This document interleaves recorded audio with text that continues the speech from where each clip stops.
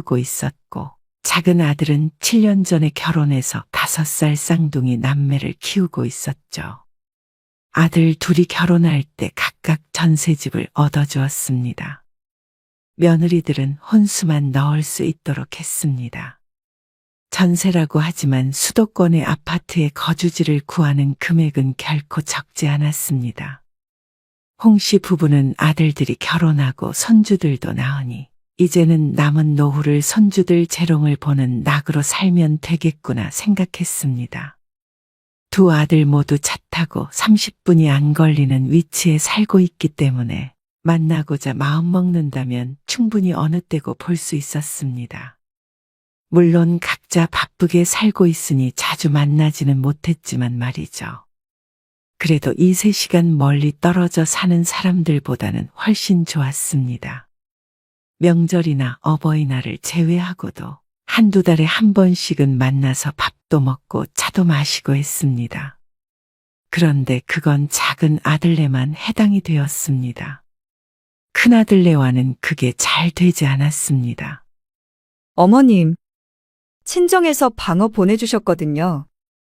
오늘 저녁에 먹을 건데 오셔서 같이 드셔요. 정말? 귀한 거 보내주셨네? 네. 저희끼리 먹기 아까워서요. 아버님 방어 좋아하시잖아요. 좋아하지? 그러면 오늘 저녁에 오세요. 식사도 같이 하시면 좋을 것 같아요. 그럴까?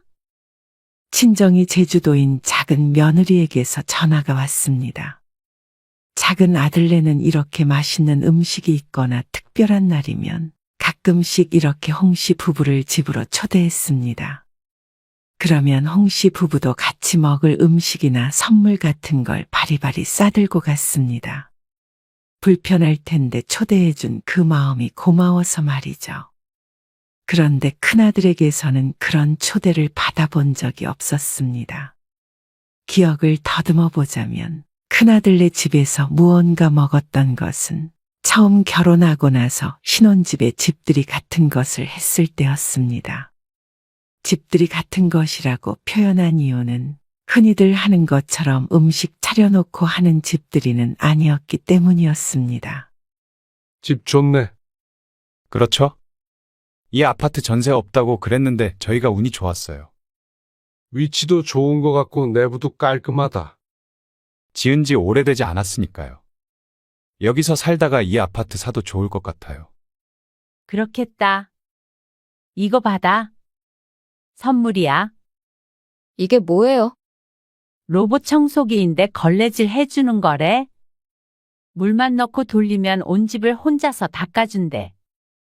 정말요? 신기하네. 있으면 좋겠네요. 쪼그려서 걸레질 안 해도 되지. 따지자면 며느리를 위한 선물이었습니다. 결혼 직후 일을 그만두고 내조를 하겠다던 며느리이니 아마 청소도 며느리가 하지 않을까 싶어서 준비했죠.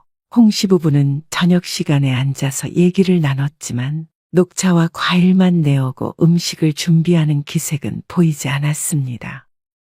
홍 씨 부부도 오래 앉아 있다가 갈 생각은 아니었기 때문에 어서 밥만 먹고 일어나려 했습니다.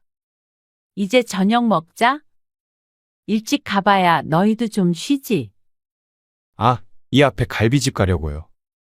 갈비집? 네. 그게 깔끔하고 좋잖아요. 그러면서 아들이 외투를 집어들고는 나갈 준비를 했습니다. 그의 홍 씨 부부도 온 지 30분 만에 얼떨결에 아들을 따라서 엉덩이를 뗐습니다. 나가서 먹자고? 네. 당연하다는 듯이 대답하기에 홍 씨는 자신이 아는 집들이가 잘못된 것인가 싶었습니다. 보통은 집들이라고 하면 집에 초대해서 식사 대접도 하고 그런 거 아닌가 했습니다. 정말로 집 구경만 잠깐 하고는 집 밖을 나서야 했습니다. 어쩐지 집에서 음식 냄새가 하나도 나지 않는다 싶었습니다. 바깥에서 식사를 하고 집으로 돌아왔지만 홍 씨도 남편도 고개를 갸웃거렸습니다. 집들이를 말이야. 밖에서 사온 음식으로 차려줬다는 말은 들었어도 바깥에서 밥 먹고 헤어지는 경우도 있어. 그러게. 그 당시는 요즘 사람들이라 그런가 하는 의아함이 있었습니다. 그런데 작은 아들이 결혼했을 때 그게 아니라는 걸 알게 되었습니다. 작은 아들 내외는 홍씨 부부를 초대해서 여러 음식을 해놓고 대접했습니다. 아직은 요리에 서툴다며 사온 음식도 있고 직접 한 음식도 있었지만 어느 때보다도 좋은 시간을 보내고 돌아왔습니다. 전세자금을 지원해줘서 감사하다는 인사도 들으니 뿌듯하기도 했습니다. 그리고 그 뒤로도 작은 아들네와는 종종 왕래를 했습니다. 혹시라도 맞벌이하는 아들 며느리 힘들까봐 초대를 받으면 꼭 함께 먹을 음식도 싸갔고 2달에 한 번 이상은 가지 않으려고 했습니다. 아무리 좋은 사이더라도 자주 보면 지치기 마련이니 말이죠. 아들보다도 며느리가 걱정돼서 그렇게 했습니다. 음식을 싸간다고 하더라도 시부모가 집에 온다고 하면 청소도 해야 되고 이것저것 신경 쓸 게 한두 가지가 아님을 홍씨도 모르지 않았습니다. 시어머니가 되기 이전에는 홍씨도 항상 며느리의 입장에 있었기 때문입니다. 그러다 보니 둘째 며느리와는 잘 지냈습니다. 가끔 전화해서 서로 안부도 묻고 특별한 날에는 선물도 주고받고 말이죠. 그런데 큰아들네와는 그게 잘 되지 않았습니다. 생각해보면 아들네 집에 간 것도 11년 동안 5손가락 안에 꼽았습니다. 그것도 손주 때문에 피치 못할 사정이 있을 때였습니다. 잠시만 봐주세요. 어머님, 죄송해요. 제가 급하게 나가봐야 해서요. 그래. 얼른 가봐. 큰며느리의 여동생이 근처 지역에서 살고 있었는데 진통이 와서 산부인과에 가야 하는데 집에 혼자 있다며 며느리가 급히 홍씨를 불렀습니다. 아직 돌이 안 된 손주 때문에 그냥 두고 가거나 데리고 가기에도 힘들다며 말이죠. 제부도 오고 있다고 하니까 일단 이번 도와주고 연락드릴게요. 홍씨는 고개를 끄덕였습니다. 그리고 아들 집에서 손주를 돌봐주었습니다. 2시간쯤 있으니 며느리에게서 전화가 왔습니다. 어머님, 아직 아이가 나올 때가 안 됐다고 해서 저는 제부한테 동생 맡기고 지금 돌아가고 있어요. 아직 준우 아빠 안 왔죠? 아직 안 왔어. 준우 잘 놀고 있으니까 너무 서두르지 말고 조심히 와. 네. 금방 갈게요. 그리고 3, 40분쯤 있자 아들과 며느리가 함께 집으로 들어왔습니다. 이 앞에서 만났어요. 준우 잘 있었어요? 순하고 잘 놀아. 우유도 먹였고 고생하셨네요. 고생은? 이렇게 예쁜 손주 보는데 무슨 고생? 아들은 외투를 벗더니 소파 앞에 털썩 앉았습니다. 그리고 며느리는 아이를 안아들고 있었습니다. 홍 씨는 내심 저녁을 함께 먹을 생각을 하고 있었습니다. 그런데 각자 할 일들을 하니 어쩐지 계속 있기가 힘든 분위기였죠. 차 가지고 오셨죠? 아빠가 태워줬어. 아, 그러면 다시 데리러 오신대요? 아, 전화해봐야겠지? 아들의 말에 홍 씨가 남편과 통화를 했습니다. 남편은 벌써 오느냐며 의아해했고 20분이 좀 넘었을 때 1층 주차장으로 내려오라고 남편이 전화를 했습니다. 아버지 오셨댄다. 그럼 가볼게. 네. 조심히 가세요. 안녕히 가세요. 아들 며느리의 배웅을 받고 집을 나왔는데 어쩐지 섭섭했습니다. 그래도 급하게 와서 몇 시간 동안 아이를 봐줬는데 저녁 시간에 같이 밥 먹잔 소리도 안 하고 이렇게 바로 돌려보내는지 다소 황당했습니다. 홍 씨가 먹든 안 먹든 함께 먹자고 말이라도 하는 게 당연하다고 생각했습니다. 그게 매너가 아닌가 싶었습니다. 그런데 얼른 가보라는데 자리를 지키고 있을 만한 뻔뻔함이 홍 씨에게는 없었습니다. 그래서 급하게 나와서 남편의 차를 타자 질문이 날아왔습니다. 왜 밥도 안 먹고 벌써 와? 홍 씨가 대답을 않고 있자 남편이 중얼거렸습니다. 당신 당연히 밥은 먹고 올 줄 알고 밥 차렸다가 다시 냉장고에 넣었어. 그 말에 홍 씨도 씁쓸한 미소를 지었습니다. 남편이 생각하기에도 이런 상황이라면 함께 밥을 먹는 게 맞는 모양이었습니다. 처음엔 큰아들과 며느리가 정신없는 와중에 거기까지 생각을 못한 줄 알았습니다. 그런데 그게 아님은 그 뒤로 2년, 3년 더 지날수록 알게 되었습니다. 종종 비슷한 부탁은 하면서도 결코 오래 머무르도록 하지 않았고, 한 번도 아들 집에서 밥을 먹어본 적이 없었죠. 그러니 눈치가 있는 사람이라면 당연히 알 수밖에 없었습니다. 큰며느리가 시부모의 방문을 반기지 않는구나 하는 걸 말이죠. 그리고 아들도 그것에 동조한다는 걸 말이죠. 각자 성격이 다르니 이해하자 싶었습니다. 그런데 가끔은 큰아들 내외에게 서운할 때도 있었습니다. 홍 씨가 아들 내외를 만나는 것은 명절이 고작이었고 가끔 생일이 주말에 있다면 올 때도 있었습니다. 그래봤자 제사도 안 지내니 1년에 3, 4번 만나면 많이 보는 것이었습니다. 20분 거리에 사는데도 말이죠. 어서 와. 얼굴이 좋아 보인다. 잘 지냈어? 좋아 보이긴요. 요즘 회사도 바쁘고 그래서 정신없어요. 어제까지 야근했어요. 아이고, 고생이 많네. 잘 지내셨어요? 그럼 얼른 들어와. 권호도 방금 도착했어. 일찍 왔네요. 그러게. 배고프지? 밥 차리고 있으니까 거실에 있어. 홍 씨는 큰아들 부부와 손주를 반겼습니다. 오랜만에 보니 손주도 훌쩍 커 있었습니다. 초등학교에 들어갔으니 1년이 달랐습니다.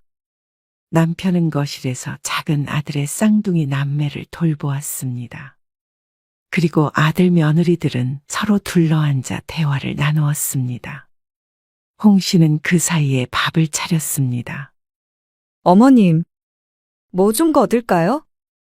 아니, 앉아있으라니까 그러네. 미리 다 해놔서 덜기만 하면 된다니까?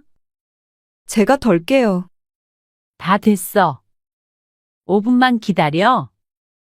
홍 씨는 부엌으로 들어온 작은 며느리를 다시 거실로 돌려보냈습니다. 홍 씨 가족은 차례는 지내지 않았고 전날 저녁에 함께 저녁을 먹고 명절 당일 아침에 떡국을 먹고 헤어졌습니다. 홍 씨는 저녁에 자식들이 도착하기 전에 미리 모든 음식을 준비해 놓았습니다. 데우기만 하면 되도록 말이죠.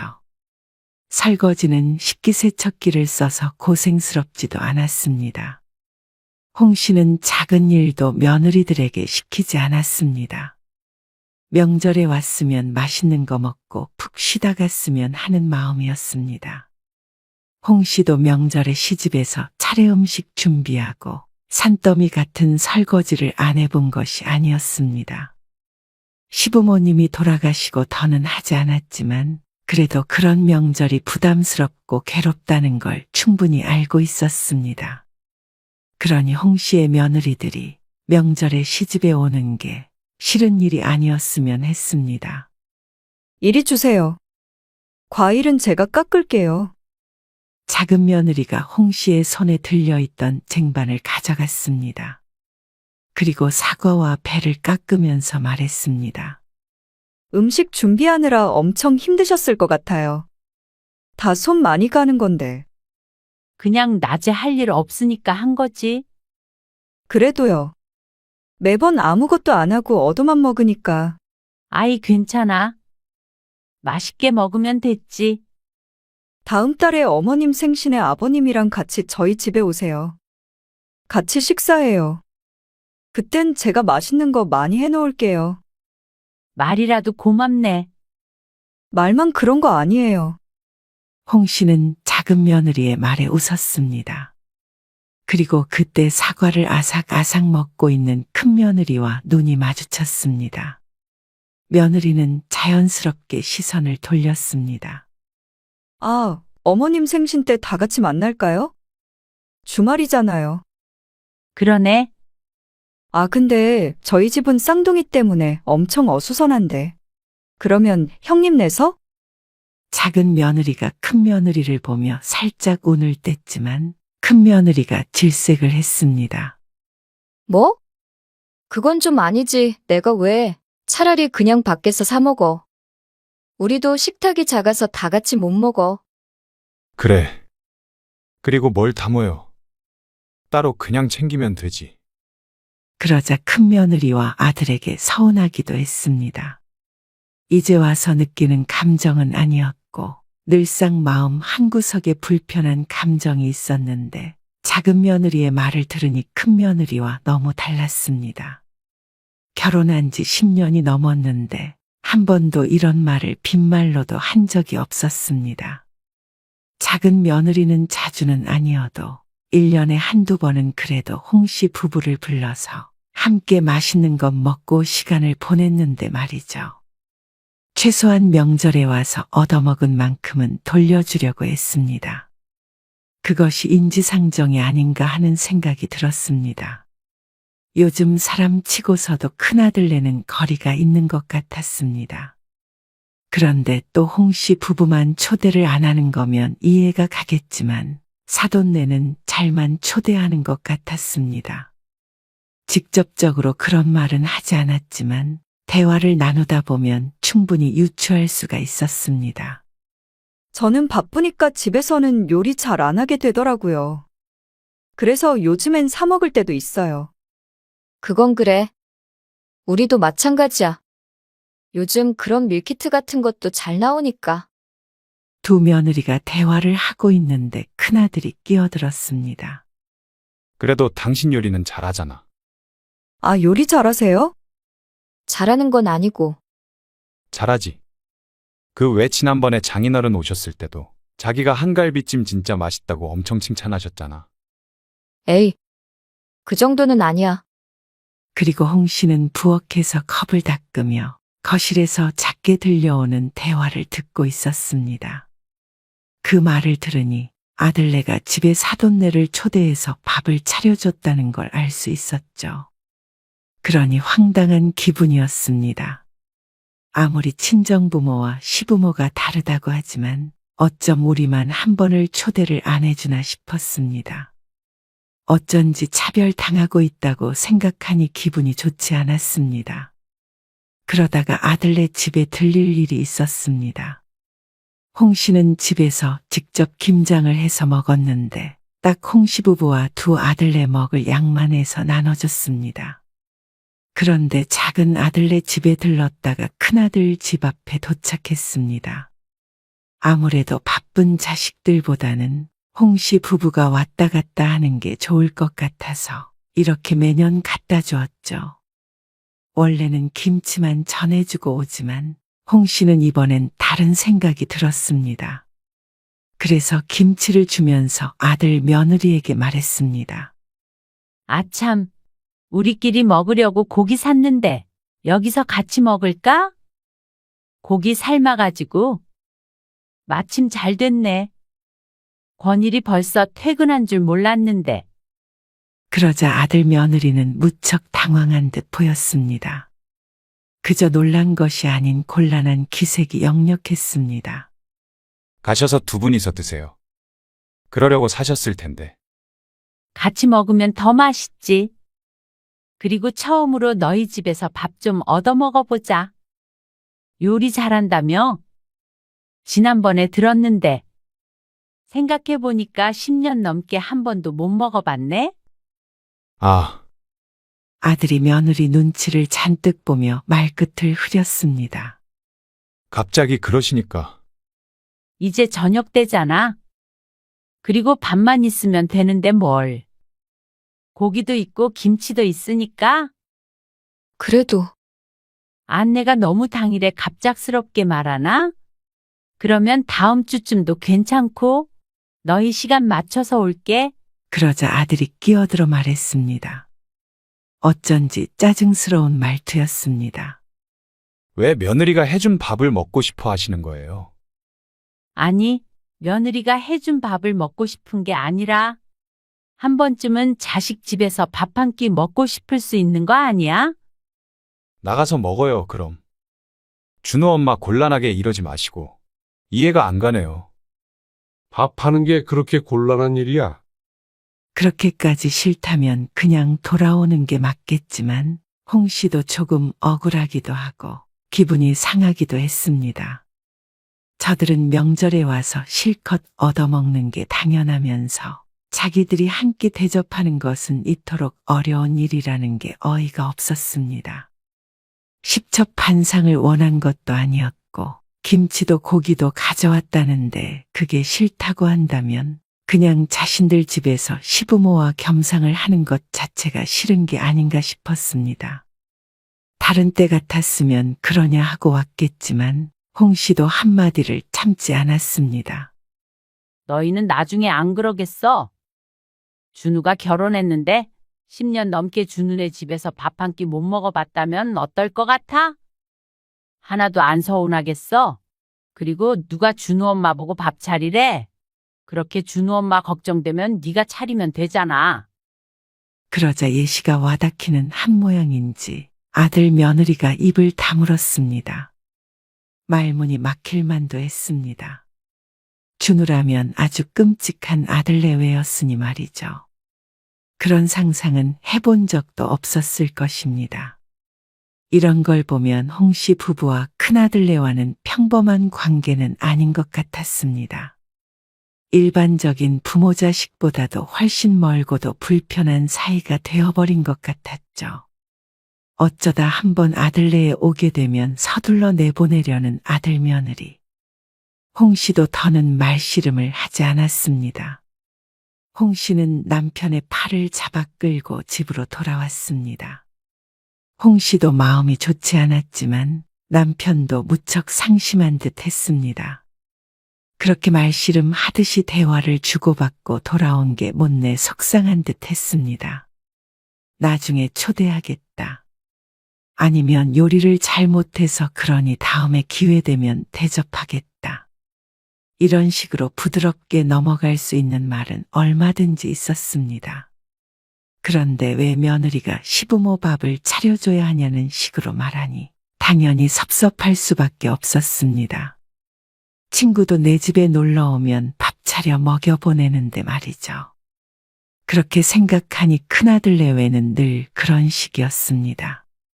무슨 일이 있어도 전화를 하는 경우도 거의 없었습니다. 아들네를 챙기는 것은 홍 씨 부부밖에 없었습니다. 이런 짝사랑이 다 있나 싶었습니다. 그 뒤로 홍 씨 부부는 큰아들네와 대면대면하게 지냈습니다. 원래 아들네 결혼기념일에 용돈도 30만 원씩 보내고 살뜰하게 챙겼었는데 지난주에 있던 기념일도 건너뛰었고 연락도 따로 하지 않았습니다. 아들네도 그걸 모를 리가 없었습니다. 그런 일들이 몇 번 반복되자 아들네도 불편했는지 홍 씨 부부를 초대했습니다. 웬일이야?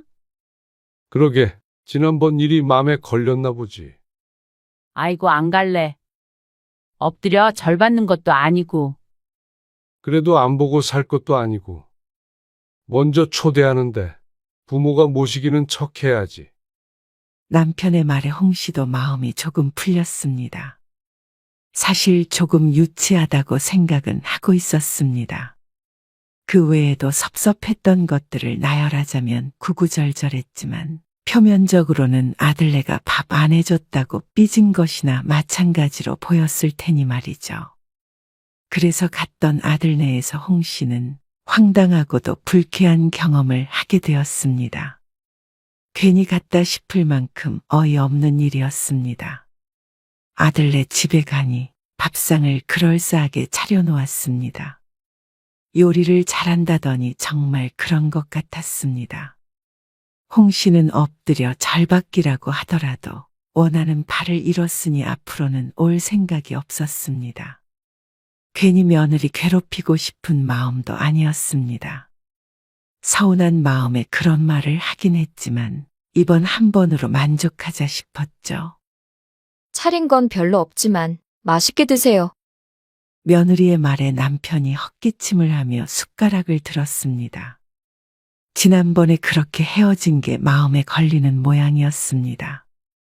잘 먹으마. 그런데 국을 한 숟가락 떠먹고 나서 남편의 얼굴이 일그러질 듯 말 듯 묘한 표정이 되었습니다. 그리고 잠시 후 홍 씨도 그 이유를 알게 되었습니다. 국이 짜다 못해 소태같이 써서 참아 먹기가 힘들었습니다. 아들과 며느리는 이걸 먹고 있나 싶어서 봤더니 태연하게 먹고 있었죠. 홍 씨 부부는 밥을 먹는 둥 마는 둥 했습니다. 반찬도 하나같이 맛이 이상해서 아들 내외가 이런 걸 먹고 사나 싶었습니다.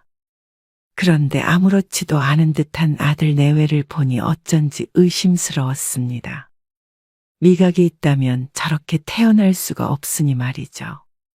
그런데 경악스러운 식사가 끝나고 홍 씨는 우연히 며느리가 일부러 음식을 맛없게 해서 내왔다는 사실을 알게 되었습니다.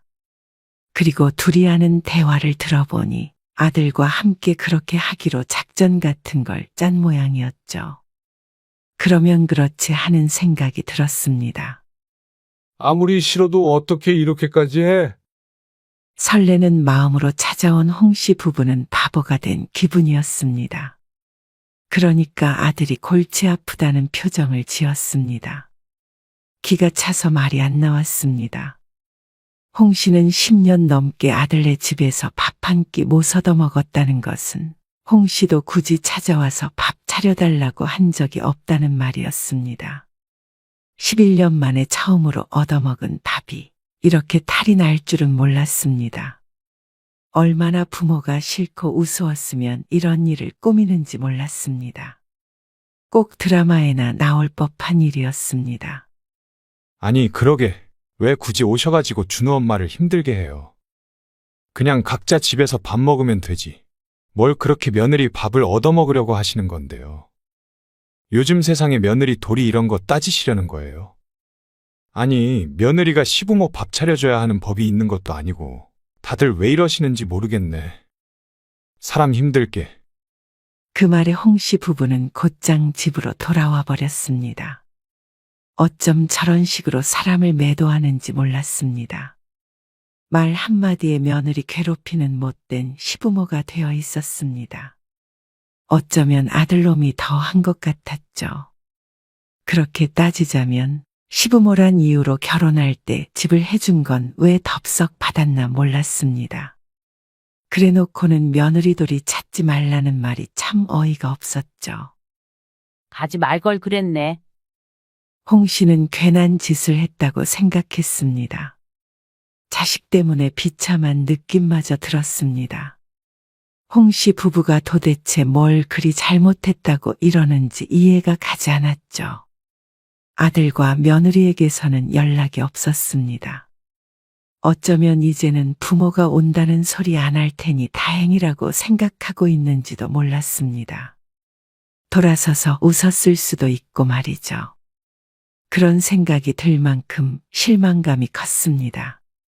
그리고 다음 명절이 되었을 때 큰아들과 며느리가 집으로 왔습니다. 안 올 수도 있다고 생각했는데 그래도 부모와 등지고 살 생각은 없는 것 같았습니다. 하지만 홍 씨는 아들 며느리를 보고 싶지 않았습니다. 어색한 침묵이 흘렀습니다. 그리고 나서 얼마 안 되어 작은 아들네도 집으로 왔습니다. 밥 먹자. 홍 씨는 평소처럼 밥을 차렸습니다. 거실에 큰 상을 놓고 미리 준비한 음식들을 준비했습니다. 불편한 분위기에 작은 며느리가 안절부절하며 도우려 하는데 큰 며느리는 꿍한 표정으로 앉아 있었습니다. 이 상황이 무척 마음에 들지 않는 듯 했습니다. 홍 씨가 가족들을 부르자 다들 평소에 앉던 자리에 자리를 잡았습니다. 그런데 자리에 앉은 큰아들 내외가 이상한 표정을 지었습니다. 그러자 다른 사람들도 이상한 걸 느꼈는지 밥상을 바라보았습니다. 저희 수저는 어디 있어요? 밥은요? 큰아들이 불만 가득한 목소리로 물었습니다. 큰아들과 며느리 앞에는 수저도 밥도 국도 없었습니다. 그렇게 남의 집에서 밥 얻어먹지 말라고 하니 그 말에 따라줄 생각이었습니다. 차마 손주한테까지 그럴 수 없어서 손주 앞에는 밥이 놓여 있었지만 아들이 불같이 화를 내서 아무도 숟가락을 들 수는 없었습니다. 진짜 너무하신 거 아니에요? 고작 그거 가지고 쪼잔하게 이러셔야 직성이 풀리세요. 저희라고 뭐 오고 싶어서 온 줄 아세요? 왜 화를 내는지 이해를 못하겠다. 명절에 찾아온 자식한테 밥도 안 주는 부모가 어디 있어요? 부모는 자식이 오면 무조건 밥을 차려줘야 되는 법이라도 있어? 뭐라고요? 며느리가 시부모 밥 차려줄 의무가 없듯이 부모도 자식 밥 차려줄 의무가 없을 거 아냐? 그리고 네가 말했던 대로 각자 집에서 밥 먹으면 되지. 뭘 그렇게 얻어먹으려고 해? 홍 씨가 아들이 했던 말을 그대로 돌려주자 아들이 어이가 없다는 듯 헛웃음을 지었습니다. 며느리도 얼굴이 붉게 달아올라 있었습니다. 알겠어요. 저희는 알아서 집에서 먹을 테니까 다시는 밥 차려주실 필요 없어요. 다시는 안 올 것처럼 하고는 아들이 며느리와 손주를 데리고 집을 나갔습니다. 홍 씨도 그렇게 싫다는 아들 내외를 굳이 신경 쓰지 않기로 했습니다. 그래서 그날 이후로는 무슨 일이든 작은 아들네만 챙겼습니다. 기념일이나 생일에도 선물은 작은 아들에게만 보냈습니다. 그리고 여행 가자기에 모든 경비를 홍 씨 부부가 내고 다 함께 여행을 가기도 했습니다. 저희 내년쯤 이사할까 해요. 이사는 왜? 저희도 집 사야죠. 그동안 열심히 모았다며 집을 사서 이사를 하겠다는 작은 아들에게 남편이 말했습니다. 나중에 엄마 아빠 귀촌할 수도 있어. 그러면 그때 이 집에서 들어와 살래? 그러자 작은 아들은 잠시 놀라더니 고개를 저었습니다. 이미 다 계획이 되어 있으니 굳이 필요 없다며 말이죠. 말씀이라도 그렇게 해주셔서 감사해요. 그러자 어느 날엔가 작은 아들네로부터 그런 얘기를 들었는지 큰아들과 연락을 안 하고 산지 반년이 넘어서 아들에게서 먼저 전화가 왔습니다. 제가 생각이 짧았어요. 저는 그냥 준호 엄마가 시집살이 때문에 힘든 일 생길까봐 애초에 그런 일을 안 만들려고 그랬던 거예요. 그래? 참 짧았다. 계속 그렇게 짧게 살던지 마음대로 해. 난 이제 신경 안 써. 홍 씨는 지금으로서는 아들 며느리를 다시 볼 생각이 없었습니다. 아들네를 도와주고 밥 한 끼 못 얻어먹고 쫓겨나듯이 집을 나왔던 일, 일부러 소태 같은 국을 내왔던 일, 며느리 도리를 바라지 말라고 말했던 일들이 아직도 기억에 생생했습니다. 그저 저들이 불리한 상황이 된 것 같으니 손바닥 뒤집듯이 태도를 바꾼 것조차 마음에 들지 않았습니다. 며느리 도리 바라지 말라고 하더니 부모로부터 받을 수 있는 것들에 대한 미련은 철철 넘치는 것 같았습니다. 그런데 뭐가 예쁘다고 홍 씨가 큰아들 부부를 챙길까요?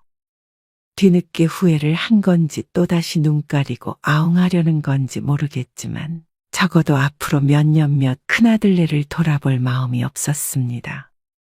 지난 11년간 1년에 몇 번 보지도 않고 살았으니 그 몇 번 안 본다고 크게 다르지도 않았습니다. 홍 씨도 이제 자식답게 부모를 대하는 사람만 자식으로서 대할 생각이었죠.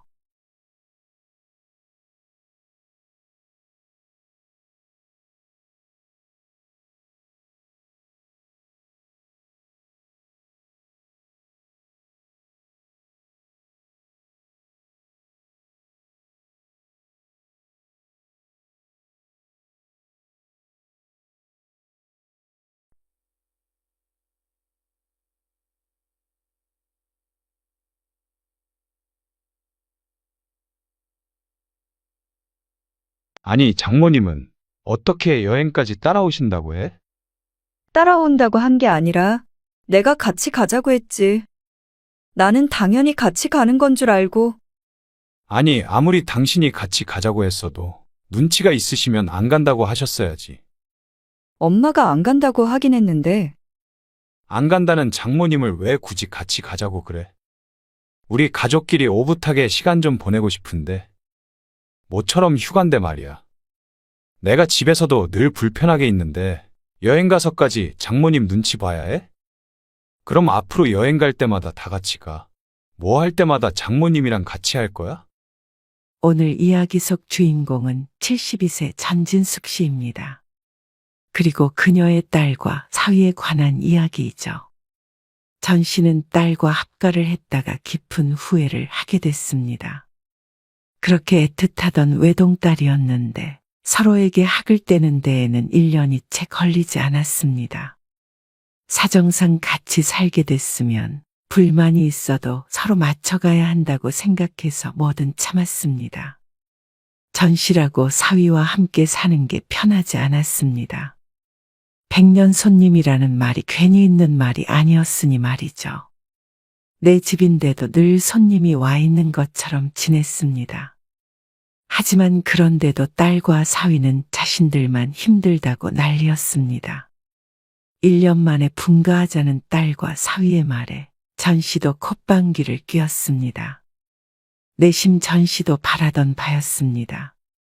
그런데 이어지는 둘의 말이 황당하기 그지없었습니다.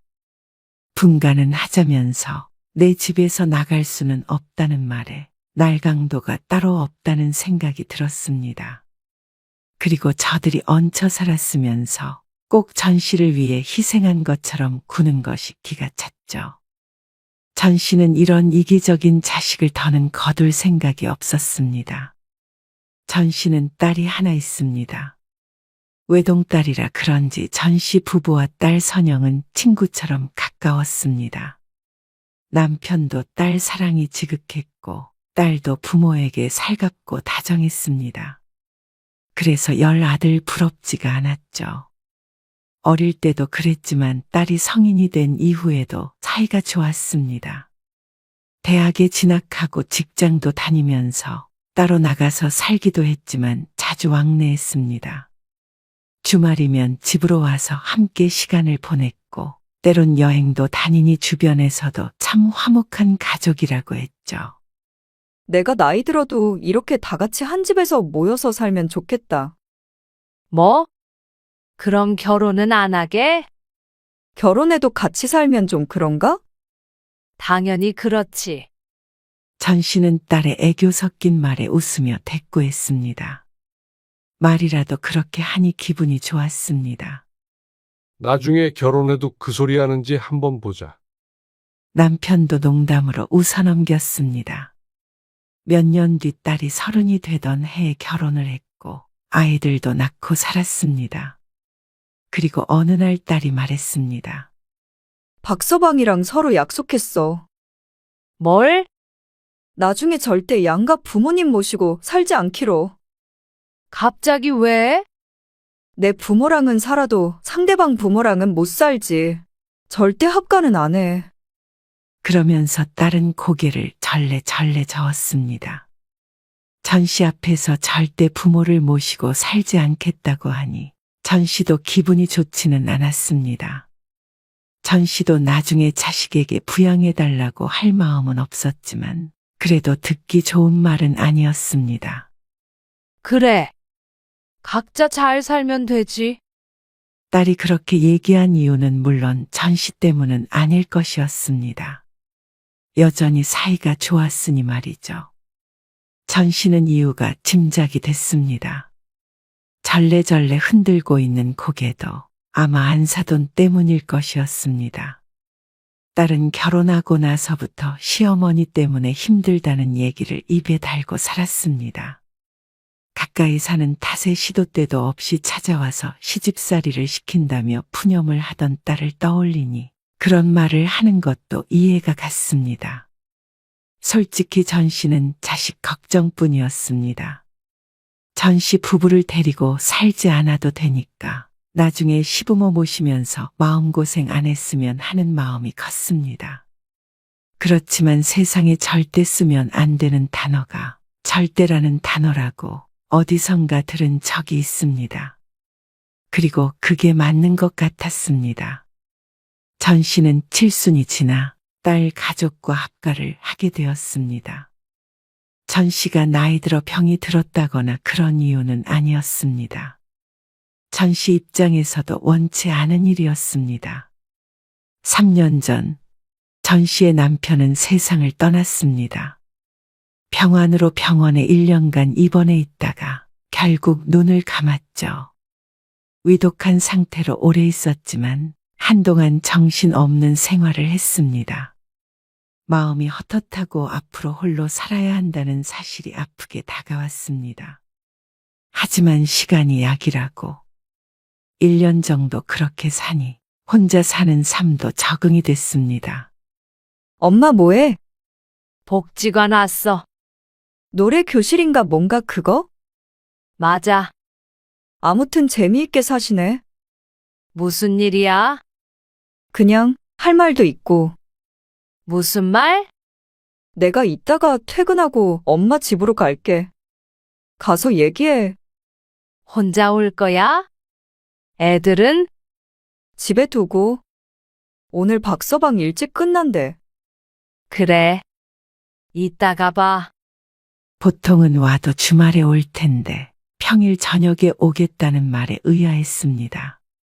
어쨌거나 딸이 온다니 반가웠습니다. 전 씨는 노래 수업이 끝나고 집으로 돌아왔습니다. 딸이 온다기에 괜히 깨끗한 집안을 다시 청소했습니다. 전 씨는 남편 없이 나름대로 평화로운 노후를 보내고 있었습니다. 큰 돈 쓸 일 없이 복지관에서 노래나 스마트폰 교육 같은 걸 찾아 들으면서 말이죠. 남편은 없지만 이렇게 사는 인생도 나쁘지 않다고 생각했습니다. 혼자인 것은 그것대로의 장점이 있었습니다. 밥도 먹고 싶은 때 먹고 하고 싶은 거 맘껏 하고 말이죠. 집이 가끔 적막하게 느껴질 때도 있었지만 그럴 때일수록 취미 생활을 만들고 내 삶을 즐기려 애썼습니다. 그러니 즐거운 날이 많아졌죠. 엄마, 나왔어. 그래, 왔니? 밥은 먹었어? 아니, 여기서 먹으려고 안 먹었지. 얼른 앉아. 같이 먹게. 전 씨는 딸을 식탁 앞에 앉히고 밥을 차렸습니다. 퇴근하고 온다기에 같이 저녁을 먹으려 딸이 좋아하는 음식을 해두고 기다렸습니다. 엄마 집에서 살고 싶네. 엄마가 해주는 밥 먹으면서. 딸은 식사가 끝난 후에 용건을 꺼냈습니다. 박서방 선배 중에서 진짜 크게 부자가 된 선배가 있거든. 그래? 그래서 그 선배가 박서방도 도와주기로 했어. 정말? 어떻게?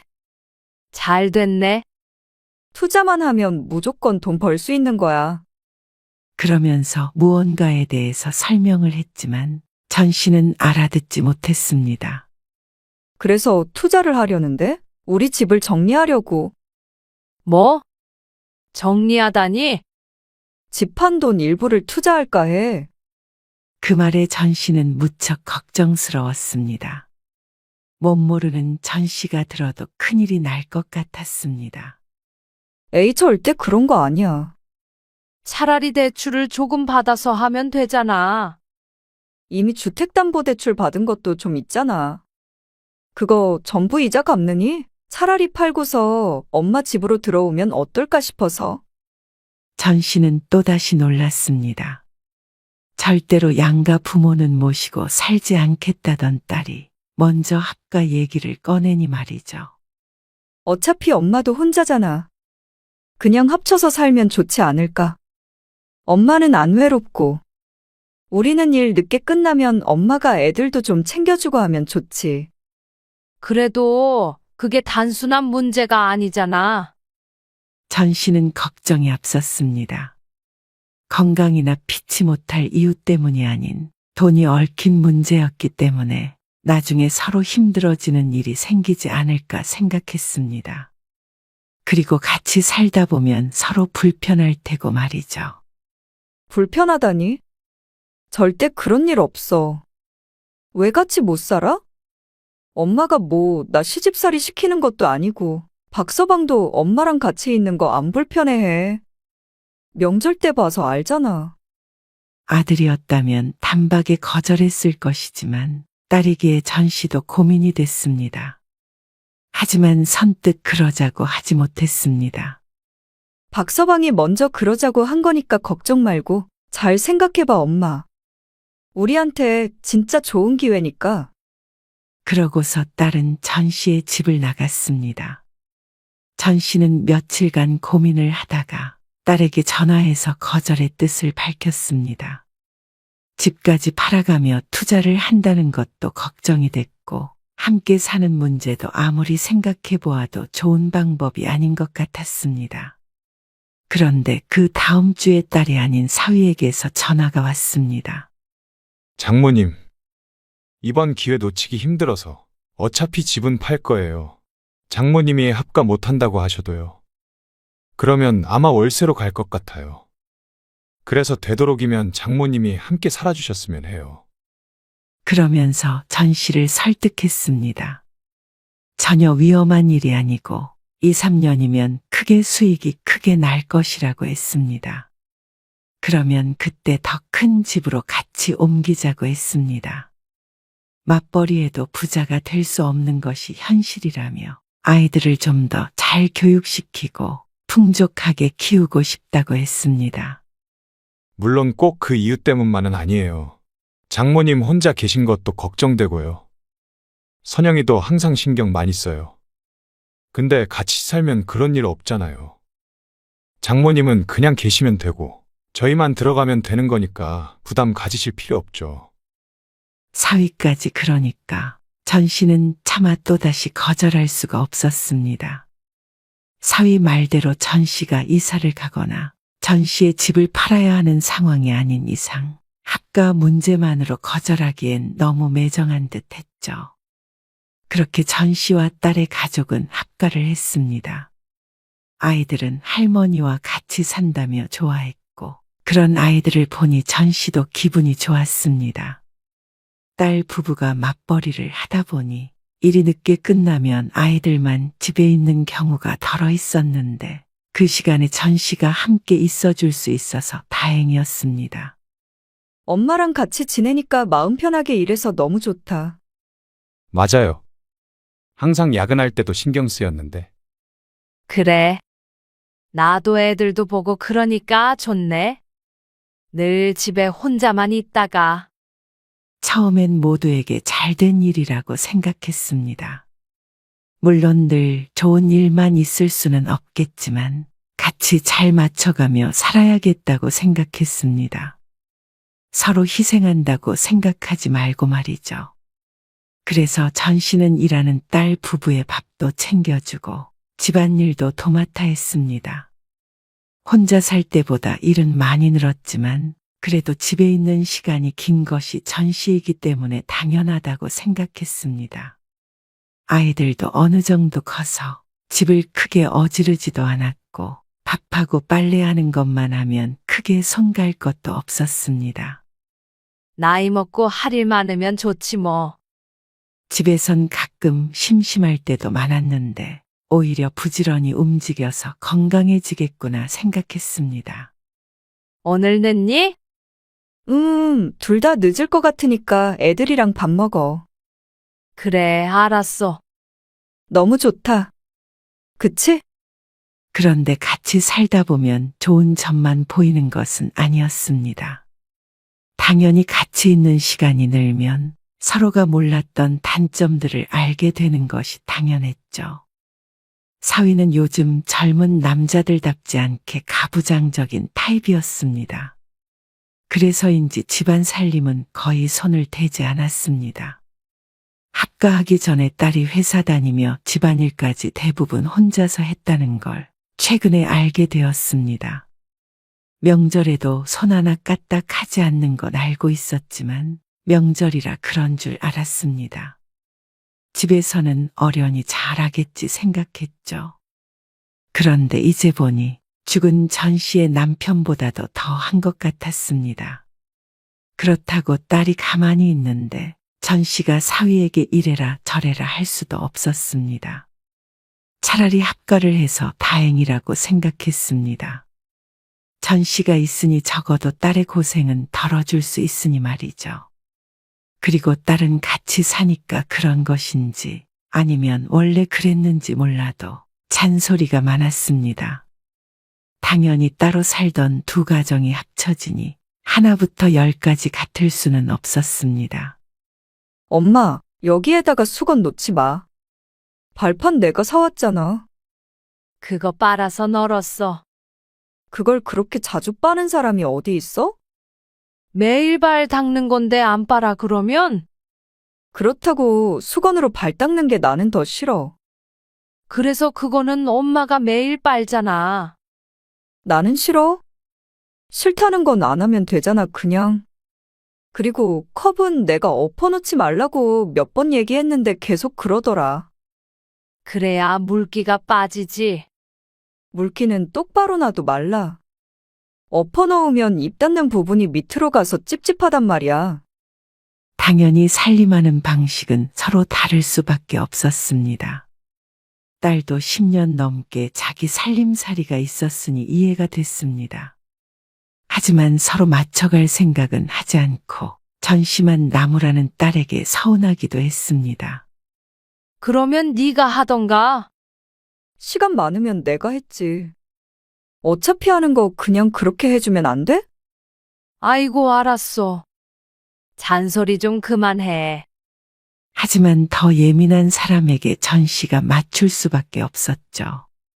내일은 이불도 싹 빨아야 될 것 같아.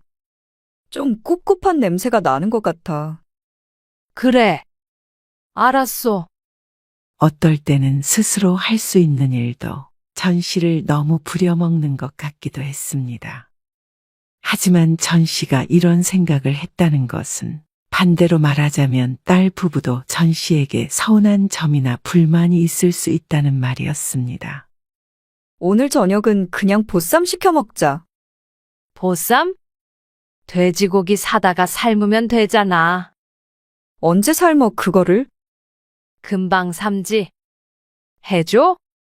아니, 그냥 시켜 먹어. 시켜 먹는 게 더 맛있어. 김치 같은 것도 오고. 얘는 돈 아깝게. 어휴, 그런 말 하지 말어. 요즘은 사 먹는 게 더 맛있어. 그러면서 딸은 전 씨에게 고리타분한 소리를 한다며 핀잔을 했습니다. 아무래도 혼자 살 때 배달 음식을 시켜 먹지 않았던 전 씨이기 때문에 서로를 이해하지 못했습니다. 그러던 어느 날은 손주들이 쓰는 작은 방을 청소하다가 침대 밑에 들어가 있던 치킨 상자를 발견했습니다. 뼈만 남아 있었는데 오래되지 않은 걸로 봐서는 최근에 먹은 것 같았죠. 집에 계속 있었는데 언제 치킨을 시켜 먹었는지도 알 수 없었습니다. 그리고 그걸 침대 밑에다 넣어둔 것도 이상했습니다. 저녁에 딸에게 묻자 딸이 머뭇거리며 말했습니다. 그저께 저녁에 애들이랑 박서방이랑 시켜 먹더라고. 뭐? 배달 오는 소리 못 들었는데. 그런데 방에서 먹었어? 엄마가 뭐 시켜 먹으면 뭐라고 할까봐 그런 거지. 뭐? 내가 왜 뭐라고 그래? 아니, 그냥 불편하니까 방에서 먹은 거야. 엄마 자러 들어간다길래 내가 그냥 말하지 말라고 했어. 그 말에 기가 막혔습니다. 밤늦게 시켜 먹는 거야 뭐라고 하지 않겠지만은 말 한마디 없이 몰래 먹고 숨겨놓은 것 때문에 마음이 조금 상했습니다. 아무리 그래도 음식을 시켜서는 먹어보란 소리 한마디도 없이 저들끼리 먹은 건 예의 문제가 아닌가 싶었습니다. 늦은 시간 그 틈에서 같이 먹지 않았겠지만 함께 사는 이상 물어는 봤어야 하지 않나 생각이 들었습니다. 딸은 이런 생각을 하는 전 씨가 꼰대라고 했습니다. 쓸데없는 예의라고 말했습니다. 그래서 그 뒤로도 종종 그런 일이 있었지만 전 씨는 아무 말 하지 않았습니다. 딸이 그렇게 말했다는 건 사위도 그렇게 생각할 가능성이 높다는 뜻이었으니 말이죠. 시간이 지날수록 전 씨는 사위나 딸의 눈치를 보게 됐고 절대 불편하지 않을 거라고 호언장담을 했던 사위도 점점 불편해하는 걸 숨기지 못했습니다. 이번 휴가에 1박 2일로 동해 같은 데 다녀오려는데 엄마 같이 가. 동해? 아냐. 엄마는 괜찮으니까 너희끼리 갔다 와. 왜? 엄마도 동해 거의 안 가보지 않았어? 그래도 모처럼 여행인데 너희끼리 가는 게 좋지. 에이, 그래도 엄마 혼자 집에 두고 가면 우리 마음이 편하겠어? 같이 가자. 처음에는 안 가겠다고 했지만 딸이 굳이 같이 가자며 졸랐습니다. 그래서 전 씨는 함께 가서 애들도 봐주고 딸 부부와도 좀 가까워지면 어떨까 생각했습니다. 그럼 그럴까? 결국 그래서 딸의 여행 제안에 고개를 끄덕였습니다. 그런데 우연히 딸과 사위의 대화를 듣게 되었습니다. 장모님은 어떻게 여행까지 따라오신다고 해? 따라온다고 한 게 아니라 내가 같이 가자고 했지. 나는 당연히 같이 가는 건 줄 알고. 아니, 아무리 당신이 같이 가자고 했어도 눈치가 있으시면 안 간다고 하셨어야지. 엄마가 안 간다고 하긴 했는데. 당신도 당신이야. 안 간다는 장모님을 왜 굳이 같이 가자고 그래? 우리 가족끼리 오붓하게 시간 좀 보내고 싶은데. 모처럼 휴가인데 말이야. 집에서도 불편한데 여행 가서까지 장모님 눈치 봐야 해? 그럼 앞으로 여행 갈 때마다 다 같이 가. 뭐 할 때마다 장모님이랑 같이 해. 그 말에 얼른 방으로 돌아왔지만 머리를 스스로 쿵 쳐야 했습니다. 참 나이 들어 이러지 않으려고 노력했지만 자신이 눈치가 없었구나 싶었습니다. 가자고 해도 끝까지 싫다고 했어야 하는 건데 말이죠. 섭섭한 마음은 들었지만 그게 맞을 것 같았습니다. 이렇게 해서 같이 간들 서로 불편할 것이 뻔했습니다. 그래서 다음날 딸에게 했습니다. 생각해보니까 여행은 너희끼리 다녀와. 어? 왜? 요즘 허리도 아프고 나이 드니까 어디 돌아다니는 것도 귀찮아. 그래도 엄마 혼자 있어도 괜찮아? 딸은 더는 같이 가자고 설득하지 않았습니다. 아, 당연히 괜찮지. 엄마도 혼자 있고 싶을 때 많어. 그리고 그날 저녁에 모임도 갈 거니까 내 걱정은 말고 너네끼리 좋은 시간 보내고 와. 엄마도 좋은 시간 보낼게. 그래. 알았어. 어쩔 수 없지. 어떻게 말을 꺼내야 하나 고민했을 텐데 딸이 안심한 듯 웃었습니다. 그제서야 전 씨는 같이 사는 게 이런 거구나 싶었습니다. 전 씨도 그렇지만 자식들도 편하지 않겠구나 생각이 들었습니다. 뭐라든 부모를 챙겨야 한다는 부담감도 있을 것이고 그게 싫어지는 날도 있을 테니 전 씨 스스로 몸을 사려야겠다 다짐했습니다. 그런데 아무리 전 씨가 조심하고 서로 불편하지 않게 노력하려고 해도 부족한 듯 했습니다. 서준이는 어디 갔어? 방에 없네. 박서방이랑 우리 방에. 거기서 뭐 해? 아까 TV 뭐 본다고 그러지 않았어? 전 씨가 의아하게 묻자 딸이 어색한 미소를 지었습니다. 글쎄. 좀 불편한가 보지. 방에서 휴대폰으로 서준이랑 본대. 엄마 때문이야? 그러자 딸은 아니라고 하지 않았습니다. 전 씨는 심장이 덜컥했습니다. 소파에 앉아 있긴 하지만 사위가 오면 비켜줄 생각이었습니다. 부엌에서 할 일도 있었고 말이죠. 엄마 냉장고 정리할 거야. 나와서 TV 보라고 해. 아니야. 신경 쓰이지. 그럼 엄마가 방에 들어가 있을 테니까 나오라고 해. 사위는 언제부턴가 전 씨가 거실에 있으면 방에 틀어박혀서 나오지 않았습니다. 그러니 전 씨도 어느샌가 거실에 있는 게 눈치가 보이게 됐습니다. 괜히 사위를 방에 가둬두는 것 같아서 그랬습니다. 엄마 방에 작은 TV 하나 둬야겠다. 딸에게 그렇게 말했더니 딸은 오히려 좋아했습니다. 그 말을 기다린 사람처럼 말이죠. 그 뒤로 전 씨는 대부분 시간을 방에서 보내게 되었습니다. 사위가 출근하면 맘 편히 있다가 퇴근하면 저녁을 먹고 자연스럽게 안방으로 향했죠. 그러다 보니 꼭 내 집에서 왕따라도 당하는 것 같은 기분이었습니다.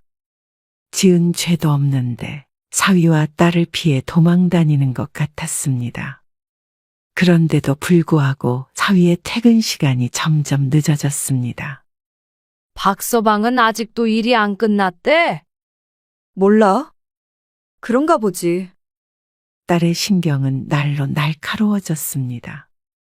무슨 문제가 있는지는 모르겠지만 어쩐지 전 씨는 자신이 무관하지 않다는 느낌이 들었습니다. 사위가 8시 넘어서 들어오는 건 이제 아주 평범했고 10시를 넘기는 날도 왕왕 있었습니다. 그럴 때면 딸은 괜스러 전 씨에게 신경질을 냈습니다. 그래서 나 때문이구나 시옷 생각하게 되었죠. 그러다 보니 전 씨는 집에 있어도 전혀 편하지가 않았습니다. 20년 가까이 살아온 집인데도 숨이 막히는 듯 했습니다. 매일 손님을 맞이하는 것 같았습니다. 뭐라든지 자식들 눈치를 봐야 했으니 말이죠. 아내 누구 있어? 네. 장모님, 저 있어요. 아이고, 미안하네. 전 씨는 서둘러 방으로 돌아갔습니다. 안방 화장실은 이미 손주가 들어가 있었습니다. 보통은 안방 화장실만 쓰는데 급해서 거실 화장실을 갔더니 하필이면 사위가 있었죠.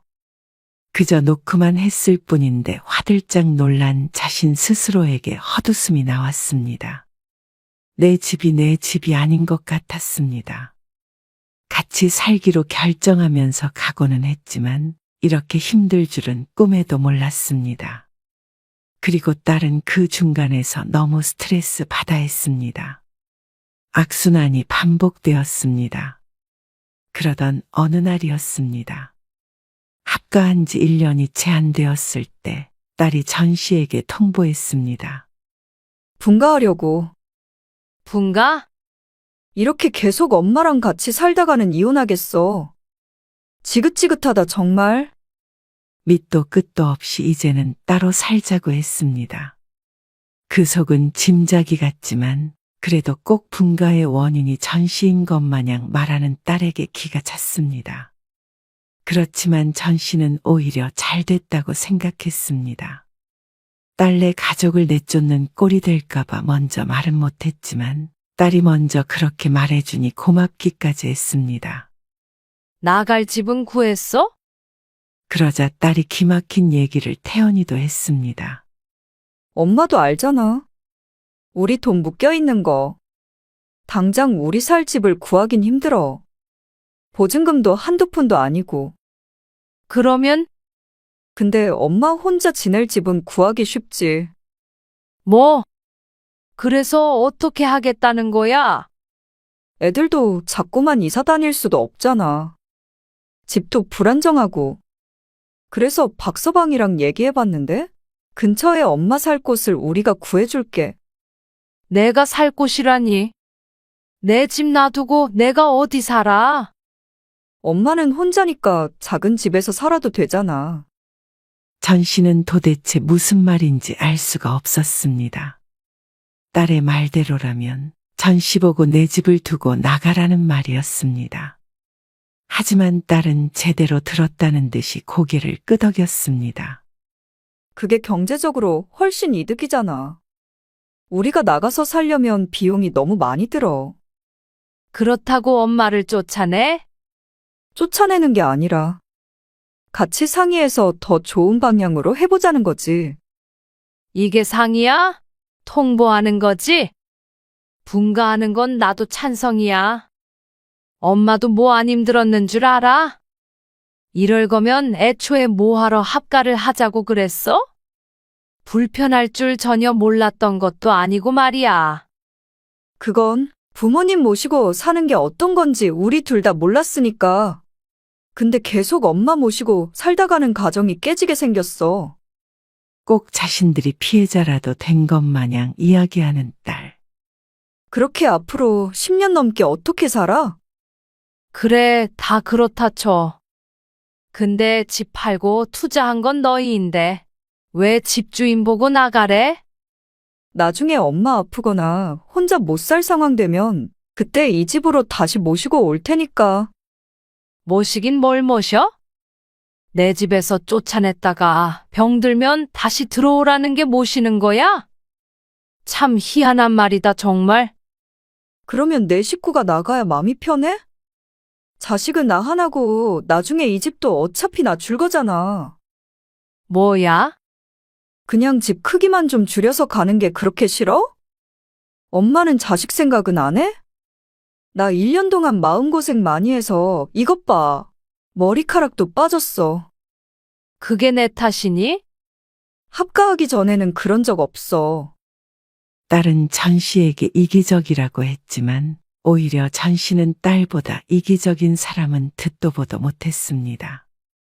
어떻게 저들 아쉬울 때는 그렇게 사정해서 밀고 들어오고 먹고 살만해지니 집을 뺏어갈 생각을 할 줄은 몰랐습니다. 나가려면 너희가 나가. 안 말릴 테니까. 전 씨는 죽어도 딸의 말대로 해줄 수 없었습니다. 집 사서 나갈 형편도 안 되는 딸이 얻어주는 집이라고 해봤자 작은 집 월세일 텐데 다 늙어서 그렇게 바람 앞에 등불처럼 살고 싶지 않았습니다. 내 집도 없이 말이죠. 그러자 딸은 그날부터 전 씨에게 말을 걸지 않았습니다. 그리고 사위는 자꾸만 밖으로만 돌았습니다. 주말에도 집에 붙어 있는 법이 없었습니다. 딸 부부의 시위인 듯 했습니다. 하지만 그런다고 나갈 생각은 추호도 없었습니다. 그러니 딸이 얼마 뒤에 전 씨에게 부탁을 했습니다. 엄마, 요즘 나랑 박서방이랑 말도 안 해. 엄마는 정말 내가 이혼이라도 했으면 좋겠어? 나 여기 들어와서 잃은 게 너무 많아. 박서방이랑도 멀어지고 엄마도 그걸 원하는 건 아니잖아. 너 정말 부모 생각은 눈꼽만큼도 안 하는구나. 나도 이렇게는 못 살겠다. 내가 왜 내 집에서 맘 편히 있지도 못하고 자식에게 이런 비참한 취급을 당해야 해? 혼자 잘 살고 있었던 사람 힘들게 한 건 너희인데 말이야. 나도 내 노후의 삶이 있었어. 그런데도 힘들다길래 걷어줬더니 이렇게 등에 칼을 꼽는 자식이 어디 있어? 너희가 준비가 됐든 안 됐든 얼른 나가줬으면 한다. 뭐? 짐 싸서 빨리 나가. 오래 시간 못 줘. 엄마도 좀 편히 살자. 그러지 말고 내 말대로 해주면 안 돼? 박서방이 투자한 거, 그거 회수하면 그때 그걸로 좋은 집 사줄게. 말이 되는 소리를 해. 너희가 나가서 살다가 돈 벌면 그때 그걸로 너희 집 사. 그러면 되겠네. 그러고는 사위에게도 이사 준비를 하라고 말했습니다. 사위는 딸처럼 전 씨에게 따지지는 않았지만 그래도 전 씨를 원망하는 눈빛을 보냈습니다. 1년간 먹여주고 재워주고 고생했던 것은 하나도 생각이 안 나는 것 같았습니다. 그저 자기들만 힘들고 불편했다고 생각하는 듯했죠. 이래서 합가하고 싶지 않았습니다. 하지만 그렇게 사이 좋았던 딸이기에 어쩌면 같이도 잘 살 수 있을 거라고 생각했습니다. 그런데 그런 자식도 결혼하면 자기 가족밖에 없었습니다. 부모는 뒷전이고 그저 남편 눈치 보느라 전전긍긍하고 전 씨에게 화내던 모습이 떠오르니 딸도 괘씸해서 보고 싶지도 않았습니다. 딸 가족은 한 달이 채 지나지 않아서 집을 나갔습니다. 그 과정에서 딸은 울고 불고 했지만 사위는 자존심이 상했는지 그제서야 집을 알아보았죠. 월세집으로 간다며 딸은 크게 낙담했지만 월세든 전세든 전씨가 더 이상 관여할 문제는 아니었습니다. 전씨도 지긋지긋했습니다. 더 이상 딸 걱정만 하다가 말년을 허비하고 싶지 않았습니다. 합가하면서 복지관에는 거의 가질 못했는데 딸을 쫓아내고 나서야 전씨의 삶을 되찾게 되었습니다. 참 잃은 게 많은 합가였습니다. 딸도 전씨도 말이죠. 하지만 이런 경험이 있기에 좀 더 나이 들어 병들었을 때 합가할 생각을 안 할 수가 있었습니다.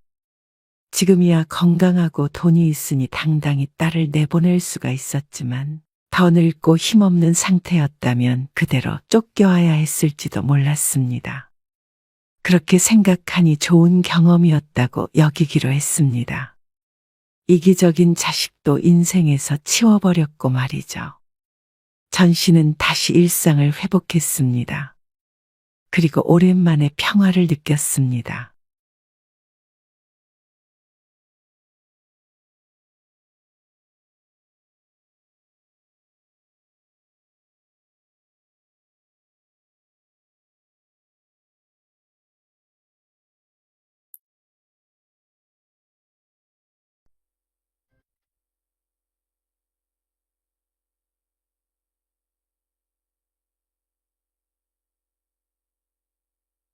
여보, 나 진통제 좀 갖다 주면 안 돼. 갔다가 뭐고? 너무 아파서.